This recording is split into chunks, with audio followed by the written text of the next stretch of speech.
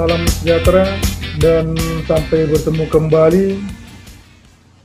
Selamat bertemu kembali, berjumpa dengan saya Bapak Ji Semorang, yang ini adalah pertemuan yang kedua terakhir tentang ekonomi. Nah, kita akan memasuki penutupan buku besar. Menutup buku besar itu berarti adalah memindahkan sisa akun nominal ke akun ekuitas sehingga akun nominal menjadi tertutup atau tersisa nol, dan akun ekuitas menunjukkan sisa yang sebenarnya. Secara teknis akuntansi, pemindahan dilakukan dengan membuat jurnal penutup, kemudian diposting ke buku besar. Setelah itu dibuat neraca saldo penutupan. Ada tujuan menutup buku besar antara lain sebagai berikut. Yang pertama, menghitung laba rugi untuk suatu periode tertentu. Yang kedua, memisahkan transaksi pendapatan dan beban tahun tertentu dengan tahun berikutnya. Yang ketiga, mendapatkan neraca akhir atau neraca saldo setelah penutupan yang akan menjadi neraca saldo awal tahun berikutnya. Yang keempat, memisahkan pencatatan tahun tertentu dengan tahun berikutnya sehingga memudahkan pemeriksaan.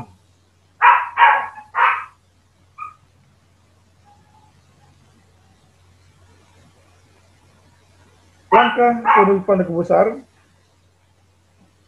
Yang pertama adalah menyusun jurnal penutup dengan cara yang sudah dijelaskan kemarin. Yang pertama, memindahkan akun laba rugi atau sisa laba rugi dengan mendebit saldo pendapatan dan mengkredit akun sisa laba rugi. Yang kedua, memindahkan saldo akun beban ke akun laba rugi dengan mengkredit saldo akun beban dan mendebit akun ikhtisar laba rugi. Yang ketiga, memindahkan saldo akun laba rugi ke akun ekuitas. Jika saldo menunjukkan laba, akun laba rugi didebit dan akun ekuitas dikredit. Apabila saldo menunjukkan rugi, maka akun laba rugi berada di kredit dan akun ekuitas berada di debit.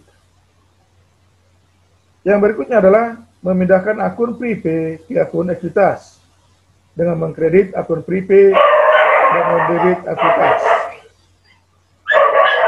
Yang kedua, memindahkan jurnal penutupan ke buku besar.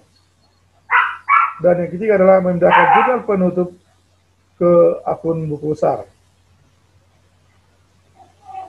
Nah, ini sebagai contoh kita lihat Biro Konsultan Ridwan yang mempunyai neraca saldonya pada tanggal 31 Desember 2010. Nah, ini kita lihat sini ya. Ada beberapa akun-akun. Pertama adalah kas dengan jumlahnya 2 juta, piutang dagang 1.800.000 dan seterusnya. Nah, di sini masih tergabung adanya pendapatan, baik pendapatan jasa maupun pendapatan bunga serta beban. Nah, apa yang kita lakukan yang pertama? Yang pertama adalah ini. Ini yang sudah ada juga, ada jurnal penyusunannya tambahannya yang sudah dilakukan pada sebelumnya. Nah, ini jurnal penyusunannya.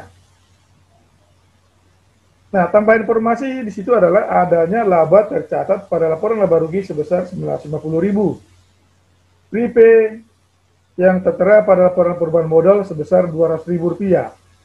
Diminta adalah buatlah neraca saldo setelah penutup.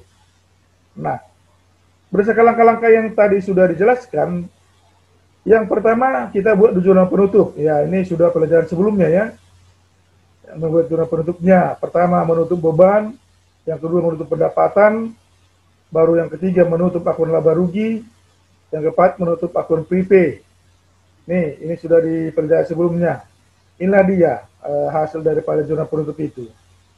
Jadi kita debitkan ikhtisar laba rugi sejumlah beban-beban yang ada, yaitu beban gaji 1.750.000, beban iklan, beban perlengkapan, beban sewa, beban pensusunan peralatan. Jadi jumlahnya ini semua adalah 3.350.000. Ini sudah dijelaskan kemarin di penjelasan sebelumnya.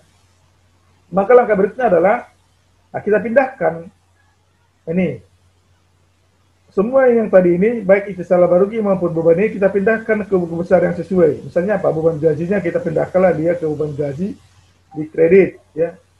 Jadi ya di kredit. Ini seperti ini.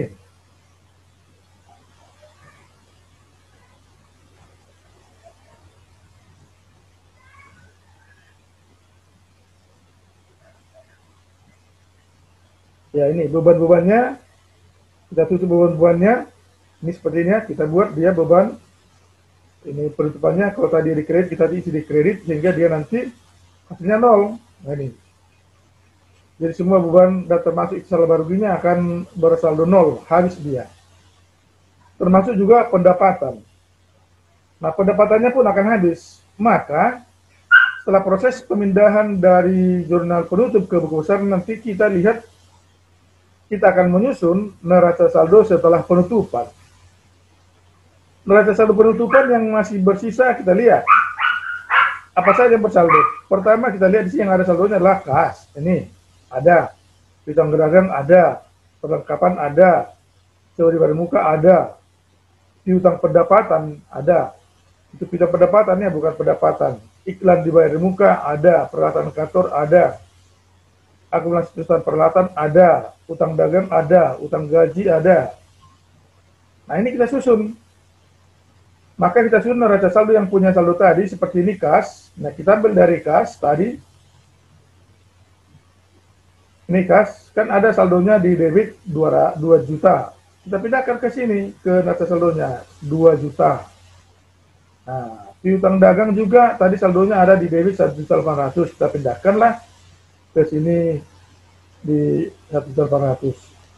Nah, jadi neraca saldo setelah penutupan itu yang ada isinya hanya akun-akun real, yaitu aset, utang, dan modal.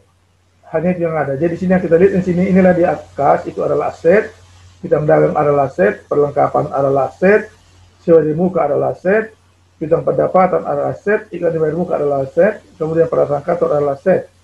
Nah, akumulasinya ini adalah di kredit, utang utangnya di kredit, utang gaji di kredit, dan modal iklan di kredit. Nah, jadi neraca saldo setelah penutupan itu tetap dia harus selalu sama. Nah, ini. Nah, neraca saldo setelah penutupan itu nanti menjadi saldo awal pada periode berikutnya, itu 2011. Jadi dia akan nampak dia di Januari 2011 menjadi saldo awal. Demikian untuk pembelajaran kita, bagaimana cara menyusun buku besar penutupan dan sekaligus menyusun neraca saldo setelah penutupan. Sekian dan terima kasih, mudah-mudahan bisa dipahami.